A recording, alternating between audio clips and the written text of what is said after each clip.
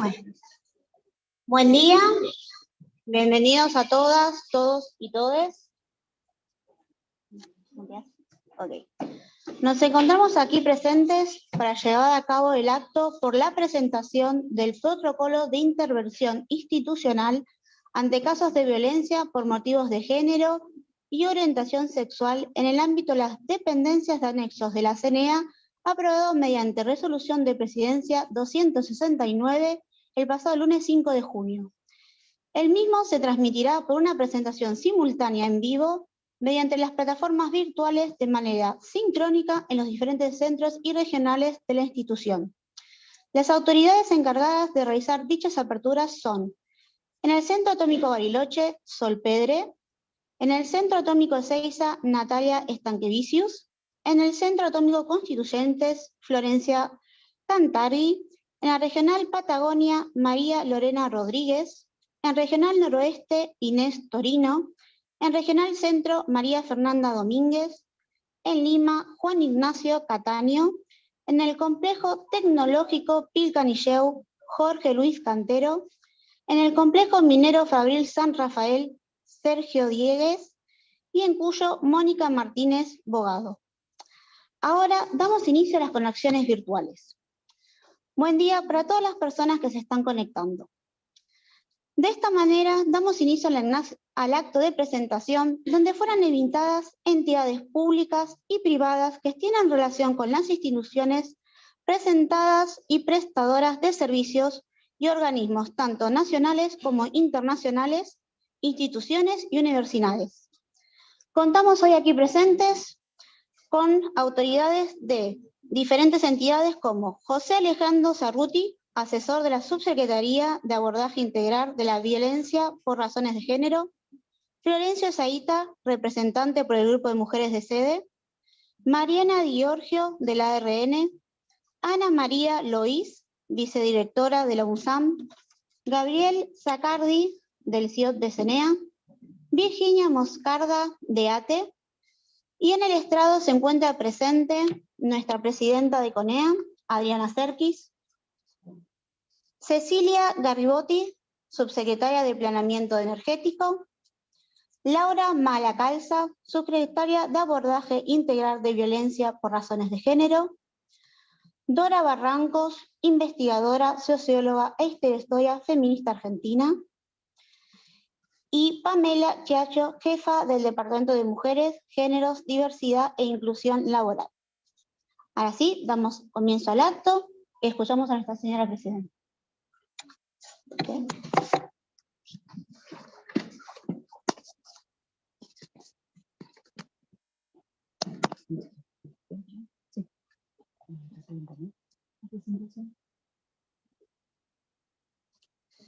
Bueno, buenos días a todas, a todos, a todes. Muchísimas gracias por estar presentes aquí el día de hoy. Quisiera en primer lugar agradecer a tantas mujeres en general, también muchos otros que ayudaron a que en el día de hoy estemos pudiendo poner en palabras escritas, en un protocolo que llevó muchísimo tiempo y esfuerzo de muchos de los colectivos que han participado a poder realmente llevarlo a cabo. Les pido disculpas, que bueno, estábamos esperando que llegaran las autoridades del Ministerio de Mujeres, que no sabemos el motivo de ser retrasados, por cumplir con todas las personas que nos están escuchando desde diversos lugares. Decidimos no retrasar el comienzo de este acto. Y bueno, en principio quería hacer como una especie de recorrido de cómo llegamos aquí y contarles un poquito los detalles de este recorrido. Por eso es que hicimos una presentación, espero no poder aburrirlos. Agradezco, bueno, principalmente a quienes me acompañan aquí en el estrado, pero a todo ese andamiaje y esa red que es la que nos contiene y es con la que es posible que podamos poner en marcha este protocolo. En primer lugar, en ese recorrido siempre me parece que es importante tener un diagnóstico de las situaciones. Este diagnóstico lo venimos haciendo desde hace bastante tiempo. Siempre trato de hablar en plural porque creo que no es una acción personal, sino que viene de muchos lados. Y bueno, vamos a tratar de llegar un poquito a de qué se trata, ¿sí? En un primer lugar, entonces, como decía, en este diagnóstico nos sirve para poder hacer visible la situación que en general tenemos los colectivos de mujeres y diversidades atravesando diferentes situaciones, incluso en los sistemas científico-tecnológicos, así como en cualquier otro lugar de la sociedad. Es por eso que es necesario pensar que, bueno, que no solo, digamos, por ser un ámbito académico y que muchas veces pensamos que ciertas cosas no ocurren en estos ámbitos, tenemos que dar lugar a que hay muchísimos estudios que demuestran lo contrario, que somos tan parte de la sociedad y tenemos los mismos problemas que nos aquejan en cualquier otro ámbito. Es así como, bueno, podemos ver que en investigación, ciencia y tecnología, realmente las mujeres solo representan un nivel mucho más bajo, sobre todo cuando hablamos de STEM, ¿no? De las áreas de ciencia, tecnología, matemática, ingeniería, solemos ser una minoría, y en esa minoría solemos atravesar y preguntarnos por qué somos una minoría, y por qué, digamos, no es posible contar con esa diversidad de opiniones tan rica para resolver los problemas que nos aquejan, y que creemos que desde los sectores científico-tecnológicos podemos dar respuestas. Así que bueno, en esa cuestión, digamos, empezamos a ver diagnósticos particulares, como puede ser que en el caso del periodo de pandemia, en particular, se notó claramente cómo las tareas de cuidado, que normalmente están destinadas por naturalización de ciertas situaciones hacia el cuidado, han hecho que, por ejemplo, fuera muy claro la disminución de la productividad medida en publicaciones de mujeres respecto de cómo iban creciendo las de los hombres que podían dedicarse tranquilamente en sus casas a poder analizar datos que hubieran tenido, ¿no? O sea, es un dato bien concreto, bien claro, que se notó en esos primeros meses de la pandemia y que, bueno, la verdad es que continuó incrementándose. Otros ejemplos de situaciones en las cuales las carreras académicas se ven perjudicadas, se ven también en otros ámbitos de CONICET, etc. Me empieza a fallar el sistema. A ver, apuntamos un poquito más. A la cabina. Y si no, desde la cabina, sí.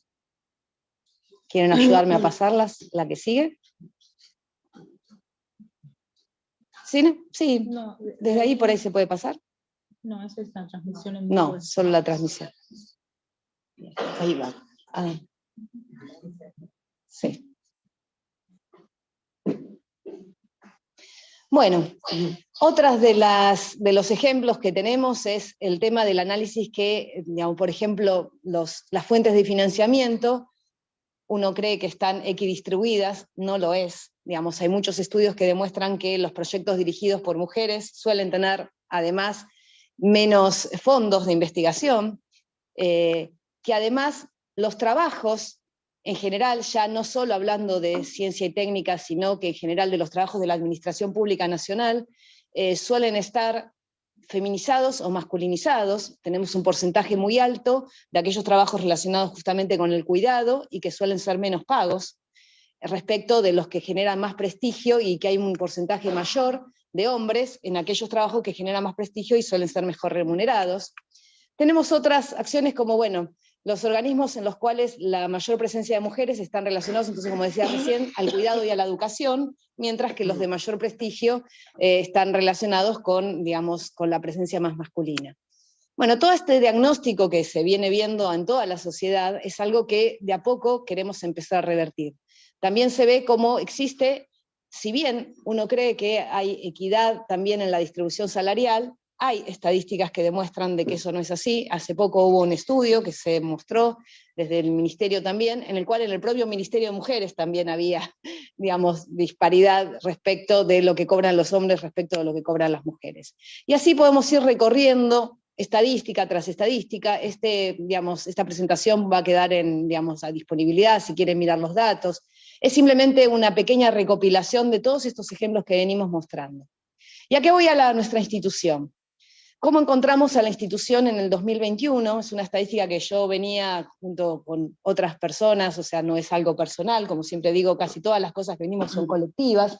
Acá podemos ver que tenemos un 34% de mujeres, esos son cambios que se van ayudando muy paulatinamente, pero lo que más me preocupaba de esta estadística que está acá es, si quieren, ver cómo, no solo, digamos, a diferencia de lo que ocurría en CONICET, los cargos más bajos teníamos muy pocas mujeres ingresando, además de que, como siempre, el famoso techo de cristal hace de que bajen para los grados superiores. O sea, estos son los grados inferiores de quienes ingresan, estos son los grados superiores. Esto es natural y se da casi siempre en todas las instituciones, en el promedio, que tenemos un 34%, pero lo más preocupante era que en los ingresos, porque estos ingresos se iban dando desde nuestras instituciones educativas, en particular, el que los ingresos mayoritarios se den de nuestras instituciones educativas, que tienen un porcentaje menor que el que ocurre en otras carreras, en otros lugares del país para las mismas carreras, hacía que, por algún sesgo, que no sé bien, venía también de que teníamos muy pocos ingresos de mujeres en esto.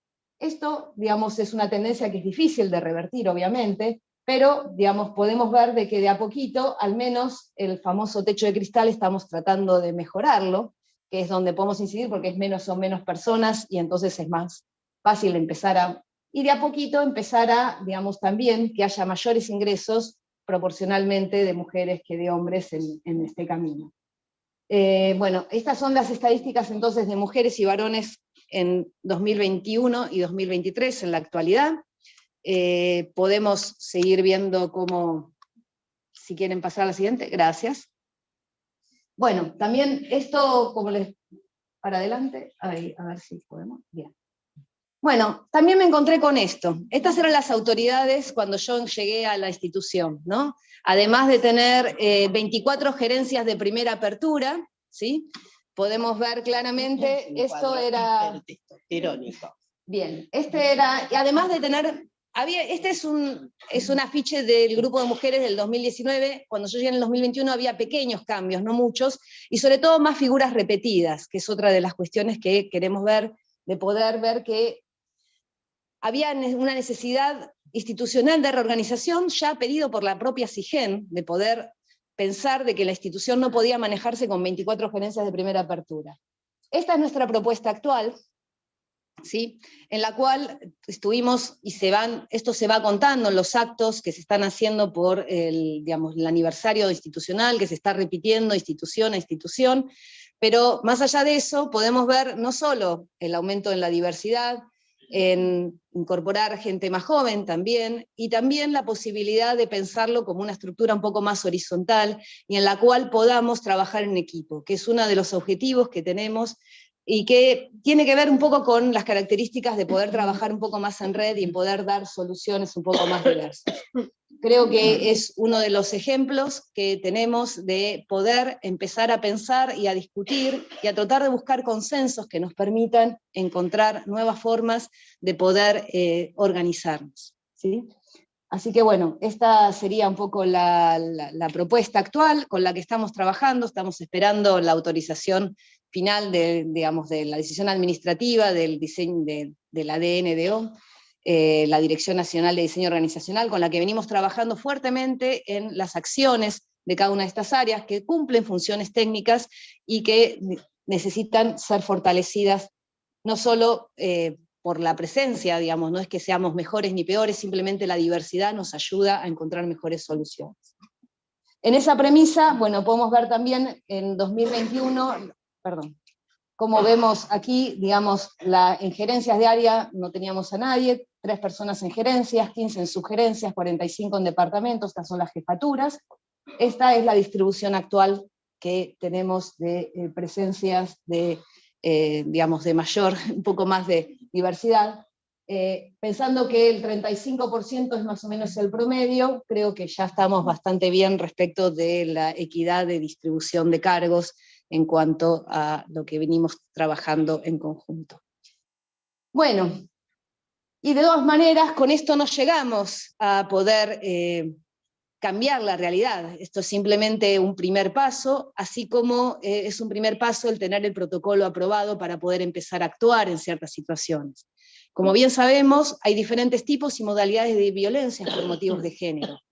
Hay violencias mucho más sutiles, las psicológicas, así como las económicas, las simbólicas, las políticas, que dan pie a pensar de que esto tiene que ser una solución integral, y una solución que no se da de un día para otro ni en forma mágica, que requiere del trabajo continuo y permanente de un cambio y de una discusión y de un aprendizaje, sobre todo.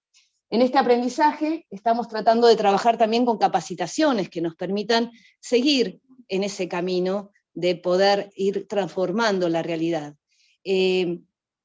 Desde el punto de vista personal, creo que es un aprendizaje continuo y creo que siempre desde los errores se sigue aprendiendo a cómo seguir. Perdón, para el otro lado, el famoso, digamos, iceberg, yo lo llamo famoso, pero hay mucha gente que ni siquiera lo conoce.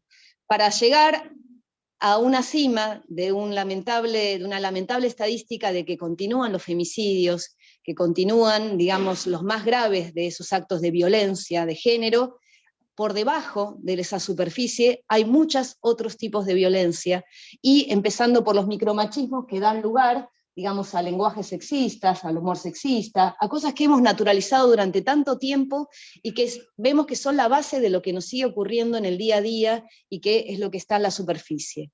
Pero por debajo de eso tenemos que empezar a trabajar con lo que se encuentra por debajo de esa superficie.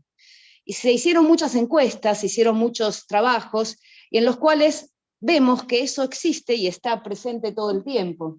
El mansplaining, el que los hombres nos estén explicando todo el tiempo, déjame que yo te explico, déjame que yo te enseño, déjame que, digamos, o sea, permanentemente. Puedo comentarte algunos puntos que yo considero importantes, o sea, digamos, tenemos otras cosas. A tu edad todavía estás sin novio, no te casaste, digamos, vas a tener hijos. Preguntas que un hombre, ir a buscar a un niño o a tu propio hijo o hija al jardín de infantes y te digan, hey, pero te fuiste de viaje, ¿con quién se queda?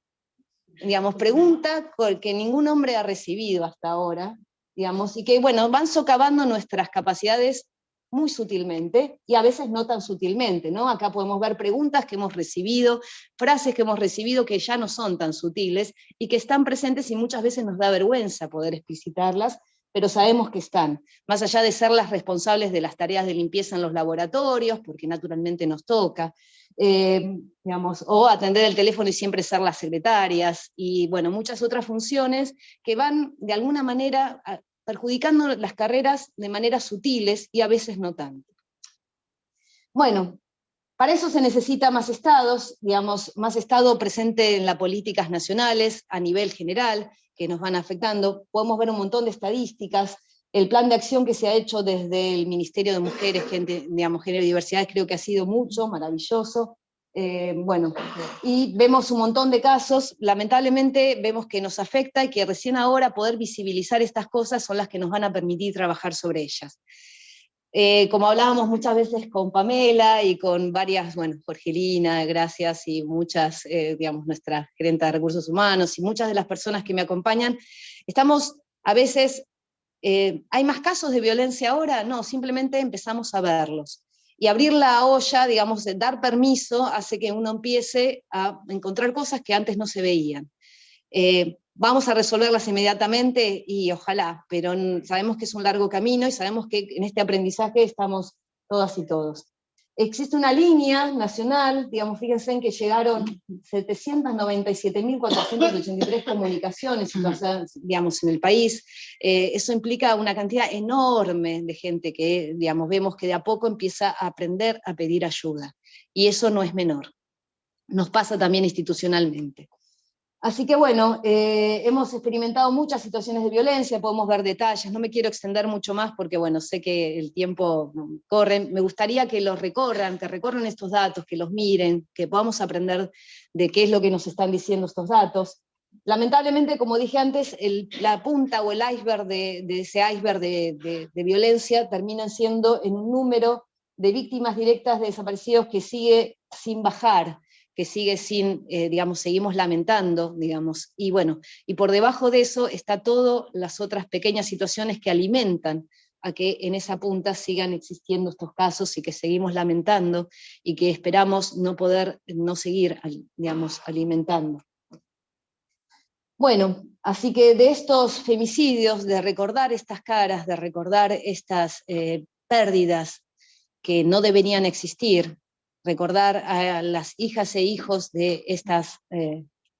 ¿Qué tal? Bienvenido. Bueno, muchas gracias. Y, bueno, la verdad es que lamentamos que se llegue a este punto y esperamos no tener que volver a poner nuevas caras de mujeres que han sido víctimas de este grado de violencia. Así que bueno, de un total de las respuestas, ahora vamos a las respuestas propias, paso de lo nacional a lo institucional. Este ida y vuelta me parece que nos hace notar de que somos parte de esta misma sociedad. También hemos encontrado situaciones de violencia que se encuentran invisibilizadas, que muchas veces nos cuesta abordar, muchas veces se mezclan con situaciones de violencia laboral, que afecta tanto a hombres, mujeres, diversidades, pero sabemos que en general estos casos afectan mucho más al caso de las minorías, ¿no? Y seguimos siendo minorías. Así que bueno, hemos identificado varias de estas situaciones que atravesan, digamos, en general, las mujeres y disidencias sexogenéricas. En general las disidencias todavía están más invisibilizadas todavía. Así que bueno, vamos a seguir trabajando con esto, vamos a seguir trabajando en este caso. El equipo de orientación de violencia de género, creado en el 2020, si no me, digamos, estuvo trabajando desde ese entonces, bueno, desde el 2019, ¿no? O sea, a fines del 2019 ya se creó este equipo, en el cual simplemente lo que hemos hecho es tratado de darle, digamos, una contención, una integración mayor con los diferentes sedes regionales, tiene un abordaje bastante diverso, y bueno, han empezado a trabajar con todas estas resoluciones o tratado de avanzar. No siempre, digamos, las consultas que se reciben se terminan abordando como violencias de género, eso es importante a veces mencionarlo, en ese caso se derivará a otros sectores, y digamos, estamos tratando de generar estas redes que nos permitan digamos, evitar la revictimización de las personas que se acercan a hacer estas consultas. Estas consultas, como dije antes, se ha trabajado y me gustaría mencionar todo lo que hemos tratado de hacer, las acciones que hemos tratado de hacer desde ese entonces.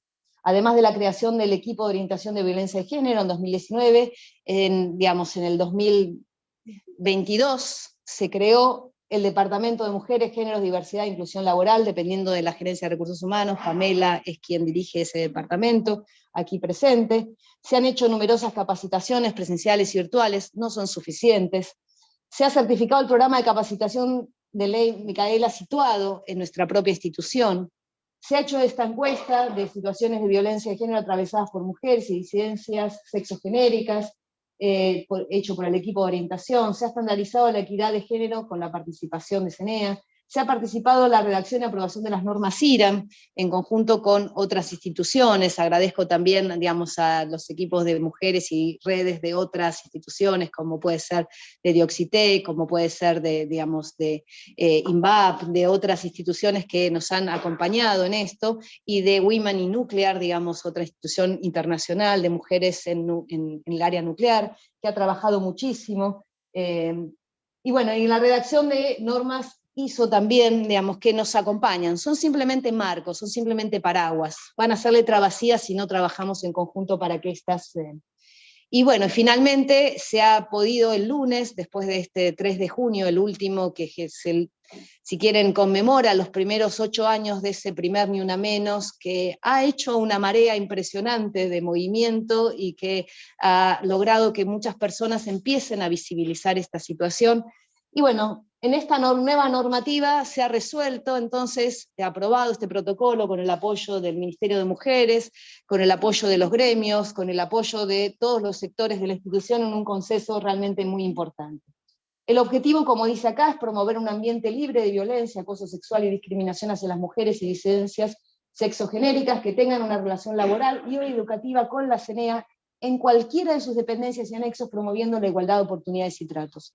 Uno de los grandes problemas que tenemos es que institucionalmente, bajo este mismo techo, tenemos gente que depende laboralmente de la CENEA, hay gente que no depende laboralmente de la CENEA, que depende de CONICET, que depende de INVAP, que depende de Oxitec, que depende de ARN, que depende de instituciones de empresas tercerizadas que nos prestan servicios, y la idea es brindar este derecho a todas las personas que están bajo esta misma institución, porque nos relacionamos, somos personas, y con cada una de ellas tenemos que seguir trabajando. Por eso digo que este es un primer paso. El protocolo nos da el marco normativo para poder establecer las relaciones de regulaciones que nos permitan con las empresas tercerizadas, con CONICET, con cada una de ellas, trabajar en conjunto cada vez que se presenten situaciones que nos cruzan, digamos, de todas maneras. Así que rige para las relaciones laborales y educativas que se desarrollen en la CENEA, y educativas principalmente porque también tenemos 3 institutos en correlación con la Universidad de San Martín, 2 de ellos, el Sábato y el Benison, con la Universidad de Cuyo, el Balseiro, y en cada uno de esos casos también tenemos relaciones cruzadas que necesitamos abordar en conjunto. Así que bueno, tendremos en cuenta todas las actividades, trataremos de trabajar y trataremos de ver cómo le podemos dar una normativa, porque cada vez que uno quiere llegar a un protocolo, el protocolo de la Administración Pública Nacional nos dejó gusto a poco, cuando en aquel 2019 veníamos trabajando en este protocolo, ya desde entonces, porque no nos permitía accionar realmente.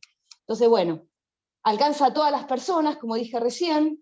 Los principios rectores son trato digno y humanizado, respeto y confidencialidad, contención y orientación, no revictimización. Trataremos de trabajar.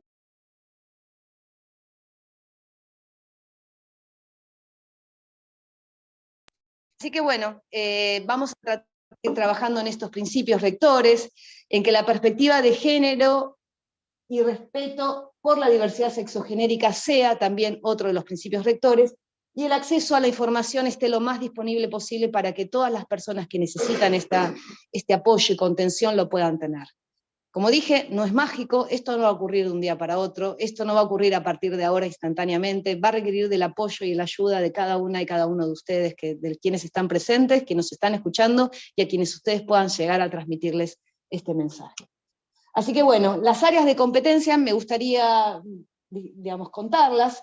El departamento ya existe, el equipo de orientación de violencia de género ya existe, la comisión de género hay que constituirla, y eso es uno de los primeros trabajos que tenemos adelante. Esta comisión de género, la idea es que tenga representación de los diferentes colectivos de mujeres que son autoconvocados, que son esa red invisible que nos sostiene, que me sostiene, y que es el que va a seguir acompañando esto, independientemente de quién esté sentado en esta silla en la presidencia. Y la Comisión de Igualdad de Oportunidades y de Trato de la Delegación de CENEA es algo importante también para nuestra relación con la Administración Pública Nacional. Así que bueno, desde aquí veremos, cada uno de ellos tiene un objetivo particular, algunas veces se van a entrecruzar, es muy difícil que no se entrecrucen las responsabilidades, pero tratamos de que sea lo más claro posible en este protocolo. Y así tenemos muchas tareas para avanzar, tenemos mucho para hacer todavía, tenemos mucho para trabajar. Queremos hacerlo de forma federal, tenemos, como vemos ahí, conectados desde todo el país, desde todos los lugares, desde la regional Salta, Cuyo, Córdoba, Trelew, desde cada uno de los lugares también de Bariloche, de Pilcanilleu, de Lima, etc. Tenemos un montón de lugares para poder trabajar. La transversalización de la perspectiva de género, diversidad y la interseccionalidad en la institución, impulsando la equidad en las prácticas, funciones, procesos y cultura institucional, es una de las tareas de este camino para realizar. La formación, capacitación y actividades de sensibilización para la prevención y abordaje de la violencia es otra de estas actividades importantes. El abordaje integral de situaciones de violencia por motivos de género y orientación sexual es otro de los temas complejos, por lo cierto. Y bueno, y el relevamiento, sistematización y análisis de información en materia de violencia y discriminación nos va a ayudar como una de las acciones que parecerían ser, a pesar de su complejidad, de las que tenemos que empezar. Así que bueno, hasta acá llegó la presentación. La verdad que un agradecimiento enorme a todas las personas que nos están acompañando, y sobre todo, bueno, voy a darle la palabra a Dora para que nos siga iluminando.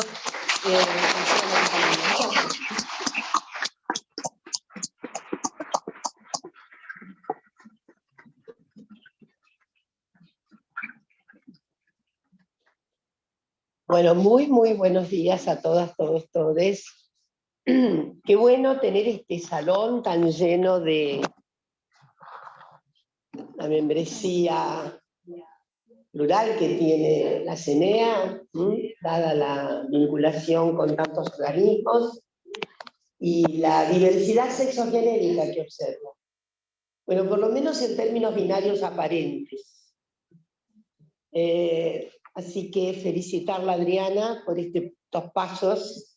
Ustedes ven que hay una evolución muy rápida desde que se ha hecho cargo de la conducción de este organismo tan gravitante para la vida. CENEA es para nosotros un mojón fundamental y una, yo diría, una expectativa abierta, una apuesta enorme en los desarrollos de esta institución. La discriminación de las mujeres, especialmente de las mujeres y de las diversidades sexogenéricas, estoy frente a gente que viene del mundo académico, todos, casi todos, o tienen alguna pregnancia académica. No quiere decir que todo el mundo sea profesor e investigador, profesora e investigadora. Me refiero a la cierta capilaridad de absorción de temas más eruditos, de una cierta formación. Entonces es muy fácil decirles que nuestra posición como especie, hay todo un debate, que no es de la CENEA, es de otras ramas conectivas, pero muy apasionante todavía acerca de cuál es el momento, difícil decirlo, en todo el camino de la hominización que llevó a la constitución de esta especie que somos Homo sapiens sapiens. Es bastante disgustoso, perdón por el neologismo, que todavía en el sistema educativo de base se diga el Homo sapiens. De modo que hay que volver a corregir esto, él, y voy a decir algo que me parece que es tan simple y sencillo. Es imposible acomodar una perspectiva que señale identidad sexogenérica ajustada a una sola de las características, de las caracterizaciones identitarias, en lo que es el camino de la hominización. Todas las actividades realizadas a lo largo de tantísimos ciclos, Homo sapiens sapiens se supone que tiene 30, 40.000 años más o menos. Hay un trabajo importante, creo que fue en Science, que mostraba que nuestra posición hominidia proto-Homo sapiens, lo decía con toda precisión el distinguido científico, hace unos años, en el 17, tiene 350.000 años. Inicio del camino, de este camino hominidio, que era, obviamente, concursaba con otras especies. Finalmente, victoriosa la especie Homo sapiens sapiens.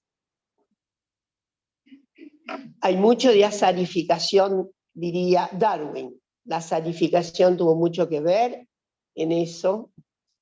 No es que hay un destino de mayor inteligencia, un destino que ya estaba marcado, un destino absolutamente imposible de verlo en términos así, escatológicos. No existe tal cosa. Para ser científicas y científicos debemos saber en ese punto que hubo mucha sinuosidad y mucha feliz casualidad y mucha infeliz casualidad para llegar a este estadio de Homo sapiens sapiens, en el que, gracias a las feministas biólogas, paleontólogas y demás, sabemos no más las contribuciones elementales de las hembras en la especie a propósito del significado que tiene parir de cuclillas. Y no más de manera similar a las otras especies, a las que eran especies cuadrúpedas.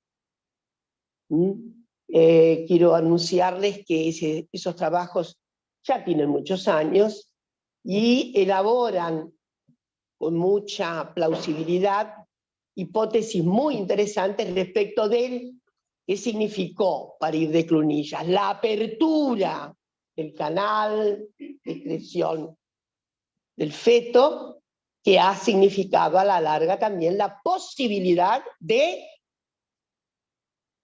ganar amplitud, sobre todo cerebral, sin que esto signifique de ninguna determinación. Ya lo sabemos, hoy tener cabeza grande no es indicador de nada, ¿no?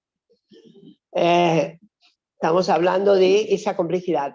De la misma manera, sería muy difícil si yo les invitara a, sobre todo en términos de juego, la extraordinaria significación que tiene para la especie nuestra el pulgar en oposición, extraordinaria, pues de un significado tremendo. Es imposible determinar qué grupo sexualmente definido tuvo más audacia en el pulgar en oposición. Es muy estúpido, ¿no?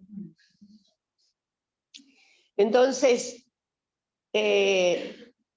solamente recordarle a tanta capacidad científica aquí reunida que la ciencia tiene momentos muy irracionales.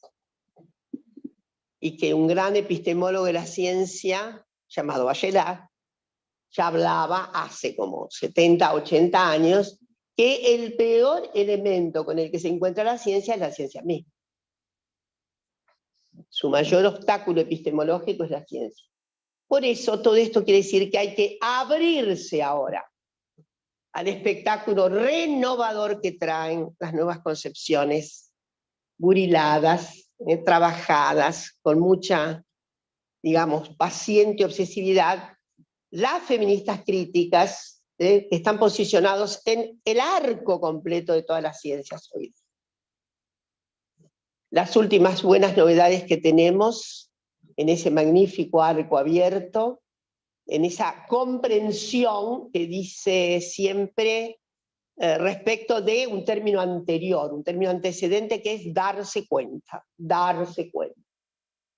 Tan simple como esto. El darse cuenta es un término proto-reflexivo, es decir, tiene mucho todavía de conato de alta sensibilidad. Pues yo creo que dadas las condiciones en que estamos específicas de la especie, la articulación nuestra de la sensibilidad es fundamental para el sistema comprensivo, para lo que tiene que ver con lo cognitivo. La emoción es funcional a la cognición. Esto lo dice muy bien una escuela filosófica que yo quiero mucho, la fenomenología. Pero pensemos en nosotros mismos, en nosotras, en nosotros. ¿Cuándo aprendimos más? Con conatos emotivos, con movimientos emotivos, algo que nos sacude. Y que dice, todavía nos pasa, ¿no? Porque el camino de la ciencia, lo decía un querido epistemólogo que me formó en Brasil, lamentablemente murió, muy inteligente, Nelson Rodríguez. El camino de la ciencia es el camino que va del saber al no saber, no del no saber al saber, es exactamente al revés.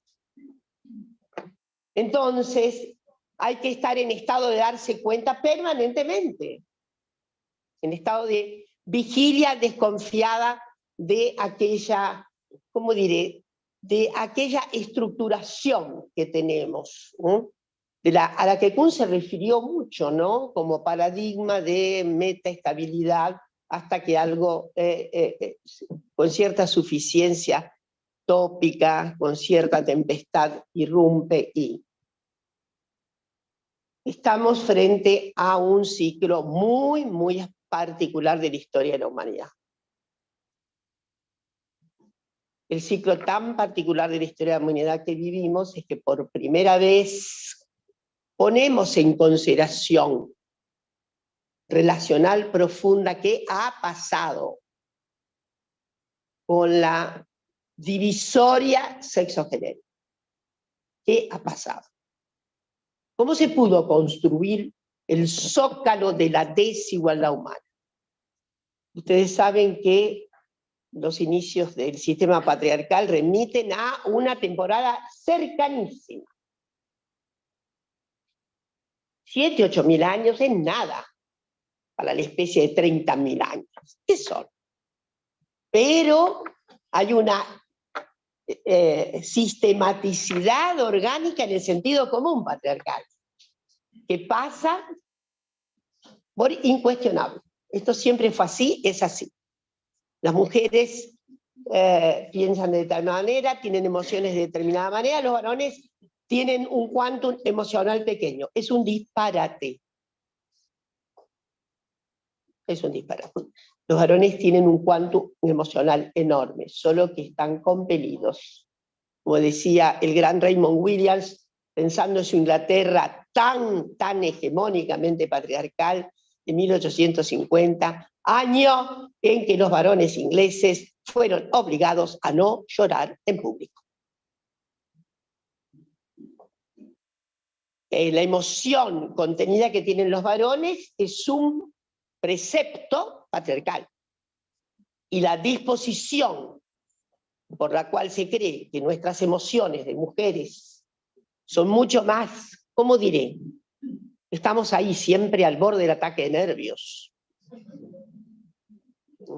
Siempre estamos al borde del ataque de nervios. Es gracioso, ¿no? Porque si se analizan inclusive bien los comportamientos, no todas las veces las emociones de los varones están contenidas. Y les invito a, sobre todo, ver ciertos comportamientos corrientes, ni siquiera los excepcionales. De la misma manera que las mujeres tienen una enorme capacidad para tramitar lo emocional de modo tal que no sea demasiado conmovedor para el conjunto.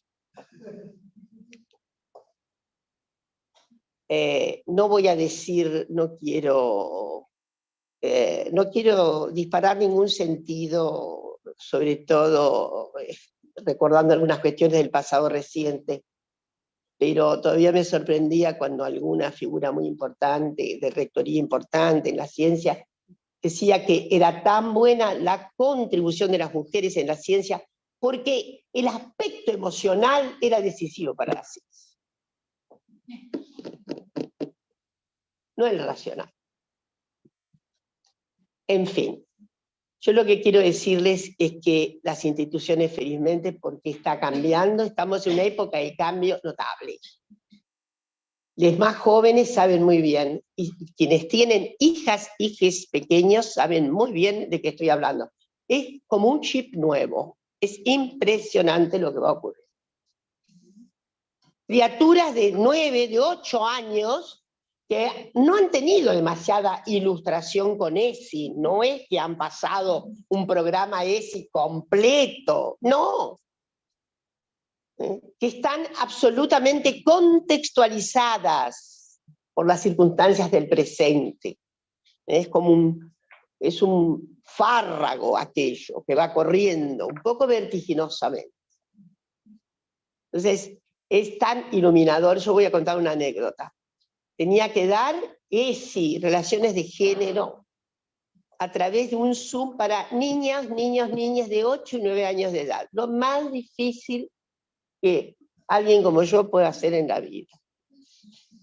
Hablarles a las criaturas de 8 y 9 años sobre estos tópicos, estos problemas, estas densas mallas. Y era en el colegio, en la aplicación del Normal 1, y todo a través de Zoom, ni siquiera el acting. Había una parte de esas niñeces que estaban ahí en la sala, y otras que estaban, obviamente, asistiendo a través virtualmente. Y entonces yo, después de darle vueltas muchos a las neuronas, dije, bueno, vamos a comenzar así. Hablé con las maestras, digo, yo tengo que tener una aptitud completamente diferente. ¿Qué voy a empezar con los registros bibliográficos de las relaciones de género? No podemos citar autoras, ni autores, ni siquiera, y las diatribas que tenemos. Entonces comencé diciendo, a ver, vi que había niñas pueden ser imaginadas, A ver, ¿qué pasaría si una de ustedes llega hoy, ¿no? Se encuentra con los padres, tal vez con los abuelos, contigo, y les dicen, yo no quiero ser ama de casa. A mí no me interesa saber cocinar, saber planchar, no quiero nada de eso. Yo quiero ser astronauta. Yo voy a estudiar para ser astronauta. Y a ver, uno de ustedes que diga, llega a casa hoy, ¿eh? Manuel, no sé, uno de los chicos, y hace la revolución en el otro sentido. ¿Saben qué? Yo me quiero quedar en casa, me encanta hacer las compras en el supermercado, me encanta cocinar, me encanta hacer las camas, me encanta limpiar. Y rápidamente, qué suerte que una tiene, una niñita aparece en el rectángulo con su manita, la mano amarilla, y me dice, yo, Dora, inmediatamente, se imaginan, yo, Dora, voy a ser astronauta. Yo quiero estudiar, yo quiero aprender, porque quiero manejar cohetes y qué sé yo, y ser astronauta. Y es más, voy a ser la primera mujer que llegue a Marte. No me digan ustedes que eso no es un premio para las feministas. Extraordinario, 8 años de edad, ¿no? Otra anécdota que tengo, en el mismo sentido, ¿no? De cómo hay resortes otros. Me estaba contando una profesora, maestra primaria de la zona patagónica, que estaba también dándole clases a los chicos como podía, a través de, en fin. Entonces, niños de 8 y 9 años también. Y bueno, y entonces ella parece que se expresó mucho en torno a que el cuerpo es propio, que el cuerpo es mío, que el cuerpo, además que no hay que tenerle miedo al cuerpo, que el cuerpo a veces pide cosas, etc. No sé, muy inteligente ella. Hasta que, entonces, ahí dice, ¿entendieron? Y ahí un niñito le dice, sí, yo ya sé lo que quisiste decir, ya te entendí. 9 años. Vos quisiste decir que mi cuerpo es como una hoja en blanco y yo escribo lo que quiero. Y después damos posgrados tan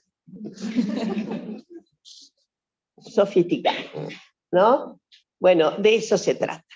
Se trata de la niña que va a ir a Marte. Se trata del niño que sabe que su cuerpo es una hoja en blanco y que él puede escribir lo que desee sobre su cuerpo.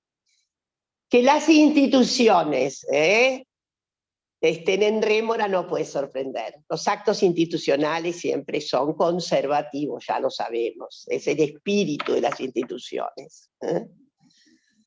Sobre todo, lo que extraña mucho todavía es que no tengamos una conmoción sobre el sistema educativo de base, primario y secundario. La universidad requiere muchísimos cambios, muchísimos cambios. A mí me ha sorprendido un análisis que empecé a hacer, que haya programas que se mantengan en las universidades todavía desde los años 90. Bueno, aspiramos a que la nueva ley que tenemos, gracias porque me entusiasmo y me tengo que ir a otra actividad, quiero decirles, ahí se hace indispensable una renovación, un compromiso del Estado en orden a este ciclo de cambios que estamos viviendo. Y felicitar a la CENA por esta extraordinaria iniciativa de institucionalizar. Sí, debemos institucionalizar estos instrumentos, porque además tener un protocolo significa un código de procedimiento para dar garantías de todo derecho a las víctimas y a sus victimarios. Los victimarios tienen que ser tratados con todos los procedimientos del debido derecho. Y, en fin, felicitarte, Adriana, por esta renovación en el elenco de direcciones. Al fin, dentro de alguna temporada, ¿no? Dentro de 30 años, va a haber esas fotografías que se cuelgan, ustedes saben, esperpénticas fotografías del patriarcado. Cualquier institución que se precie tiene una extraordinaria, un museo de fotografías que hablan claramente de las segregaciones ominosas sufridas por las mujeres y las disidencias. Animarse a cambiar, animarse a pensar de otro modo, animarse a que haya en fin, que haya una revuelta, sobre todo de orden sensible y luego intelectual. Si no nos sensibilizamos, no vamos a adherir a buenas lecturas comprometidas con los cambios que estamos queriendo. Tiene que haber un conato muy, desde mi punto de vista espinociano, que lleve hacia arriba. De todas maneras, el conocimiento, el propio Spinoza lo dice, es luminoso, lleva hacia arriba. El conocimiento no se da bien con las penumbras, pero las penumbras pueden amenazar al conocimiento si se cosifican, si se enredan en la maraña de lo establecido, si se dejan nutrir solo por los conatos retractivos conservativos. De arriba los corazones, porque el paisaje está bastante amenazante. No permitamos de ninguna manera, acercarnos a la hoguera de algo que es una de las cuestiones más indignas, que es la servidumbre voluntaria. Mucha atención, porque se trata de nuestras vidas que deben ser, sí, efectivamente, libres, justas y equitativas, para todas, todos y todos. Bueno, muchísimas gracias.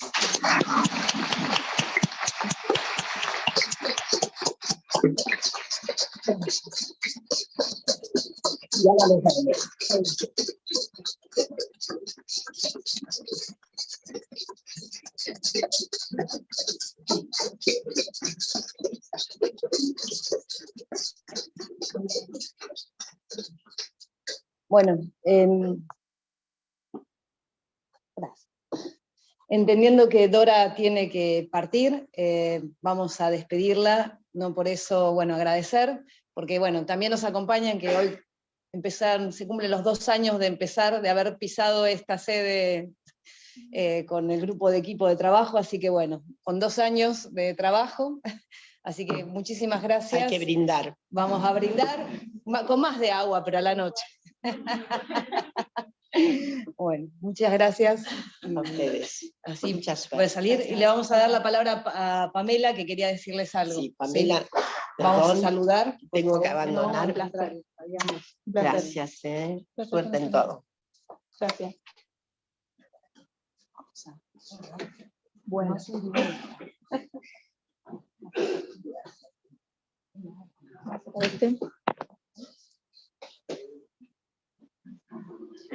Bueno, mientras quería comentarles un poco cómo fue el trabajo, sin extenderme mucho, para poder dar paso a lo que viene. El trabajo del protocolo se inició hace muchos años desde los grupos de mujeres, ¿sí? Allá por el 2015, los grupos de mujeres de distintas dependencias vieron la necesidad, visibilizaron la necesidad de tener un protocolo, empezaron a trabajar sobre un documento, y en el año 2019 hacen una primera presentación en CIOT, ¿sí? Bueno, en ese mismo momento también se había aprobado el protocolo para la administración pública, ya el contexto era distinto. Sí. El equipo de orientación en violencia de género también había empezado a trabajar sobre el protocolo, tomando de base esa presentación que había hecho el grupo de mujeres, porque creo que es importante tomar ya el trabajo que se viene haciendo desde otros ámbitos, desde otros espacios. Y bueno, se armó finalmente una mesa de trabajo, ¿sí? En conjunto con el equipo de orientación, los grupos de mujeres, después el Departamento de Mujeres, Género, Diversidad e Inclusión Laboral de la Gerencia de Recursos Humanos, para poder hoy tener este evento y la presentación del finalmente protocolo de abordaje institucional. En el proceso también nos acompañó el Ministerio de Mujeres, y acá presente Alejandro Ceruti de la Subsecretaría de Abordaje Integral de las Violencias de Género. Les agradezco mucho la participación. La verdad que creo que de eso se trata, ¿no? Del trabajo en conjunto, desde distintos ámbitos, sin importar quiénes. El tema es trabajar el objetivo en común, tejer redes, fortalecer esos lazos. Como decía Adriana, esto es un primer paso de mucho trabajo que ya se viene haciendo. Hay mucho camino por delante, mucho por reforzar, mucho por trabajar, y creo que esas redes y esos lazos es fundamental que los trabajemos, ¿sí? Desde el departamento está la función de poder difundir, ¿sí? Hacer conocer cuál es la funcionalidad del protocolo, y para eso también es necesaria la participación de cada una de las personas que están presentes. ¿Sí? Esto que planteaba Dora, de animarnos a repensarnos del por qué cada uno, cada una y cada une somos responsables y tenemos el compromiso de ser parte de esto, porque nos atraviesa, ¿sí? Nos atraviesa a todas las personas que estamos acá hoy, nos atraviesa la temática, y es importante que lo digamos y que lo tengamos en cuenta. Así que bueno, agradecerles un montón. No sé, Alejandro, si querés mencionar algo. Si no hay problema, hacemos alguna introducción de... Está prendido, sí. Está aprendido. Sí, sí. Esto es porque así salen los distintos lugares. Perfecto. Estamos transmitiendo a todas las sedes a todas las sedes de la institución. CONE. Bien. Bueno, muchas gracias por la invitación. La verdad fue un viaje llegar, porque yo vengo de La Plata. Pensé que iba a ser un poco menos, como unas 2 horas tuve que poner, pero bueno, el lugar es hermoso. Hermoso toda esta zona, el viaje, muy hermosa. La ciudad de Buenos Aires es bellísima. Bueno, un poco como ya lo han adelantado, desde el Ministerio de Mujeres participamos en este proceso que fue la conformación de este protocolo. Lo cierto es que esta fue una línea que llevó adelante el Ministerio desde el año 2021 aproximadamente. ¿No es cierto? Bueno, ustedes saben, el Ministerio de Mujeres, Géneros y Diversidades es un ministerio muy nuevo, que nació con esta gestión. Por lo tanto, bueno, de alguna manera se está armando.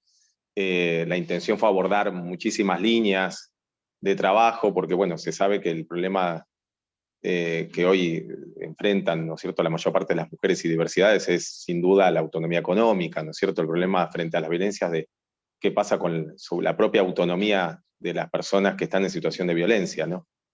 Por lo tanto, las líneas más importantes han sido aquellas orientadas a que las mujeres logren esa autonomía económica a través de programas de transferencia de ingresos, de espacios, diríamos, territoriales de protección, pero sin duda una de las líneas en las que más se intenta reforzar es en la prevención y en la capacitación. En ese marco, el Ministerio organizó junto con Empleo Público lo que fue el protocolo marco del año 2021 que se aprobó con la decisión 1012. Con ese marco, con ese protocolo, se intentó dar básicamente una referencia que eleve un poco más los estándares, ¿no es cierto?, que ya estaban vigentes desde el protocolo CIOT del año 2017. Lo cierto es que ya un poco se han acercado a las partes, sobre todo desde que con el convenio del decreto 214 ya se ha adecuado al convenio 190. Bien, el convenio 190 de OIT ya impuso estándares que se están básicamente o están adecuándose, sobre todo en el ámbito de convenios colectivos y otras normas.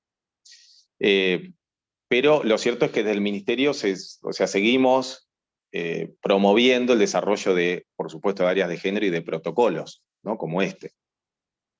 Sabemos o entendemos, por lo menos de nuestro espacio, que los protocolos no son una solución mágica, pueden convertirse simplemente en un procedimiento más, en un circuito más, que si no se sostiene con el trabajo cotidiano, si no se sostiene sobre todo con las políticas de prevención, entender que todos los vínculos tienen su grado de conflictividad, el conflicto laboral no es menor, sabemos que en los ámbitos laborales siempre hay situaciones conflictivas, pero de alguna manera saber que sin prevención y sin capacitación el protocolo no va a funcionar. Bien, el protocolo, puede eventualmente abordar algunos aspectos emergentes, pero la intención es que esas situaciones no se den, ¿sí? Entonces, por eso es que siempre nosotros y nosotras, desde el Ministerio, decimos, es fundamental empezar a prevenir en lugar de atacar las situaciones emergentes cuando ya están en proceso, cuando ya están en una situación que resulta mucho más difícil de abordar, ¿bien? Porque incluso puede escalar todavía más. Por eso digamos, la importancia de la prevención y de la capacitación en todos los ámbitos, ¿bien? Y sobre todo en el ámbito laboral, porque es un ámbito en el que las personas pasan muchísimo tiempo y por supuesto que tiene complejidades muy propias.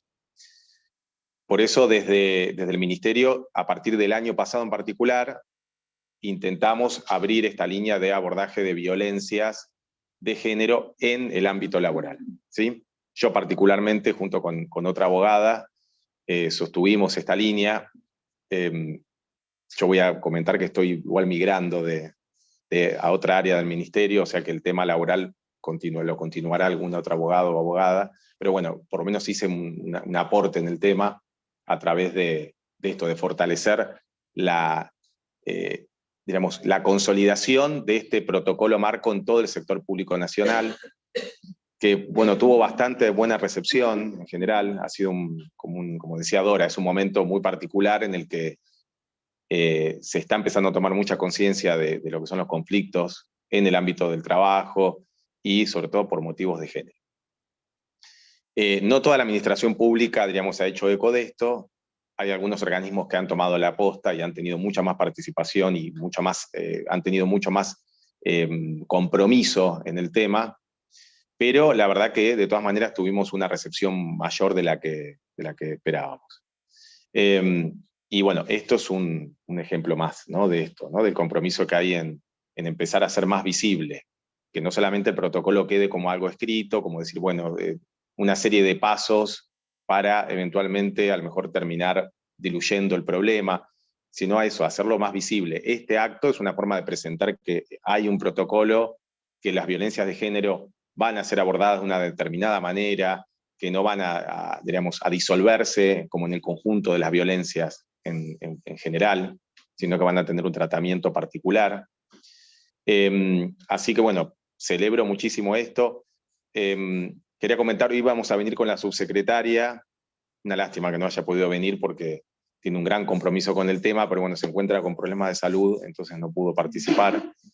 Y me dijo, bueno, anda vos que sos el que estuviste acompañando el proceso, así que vas a saber qué decir.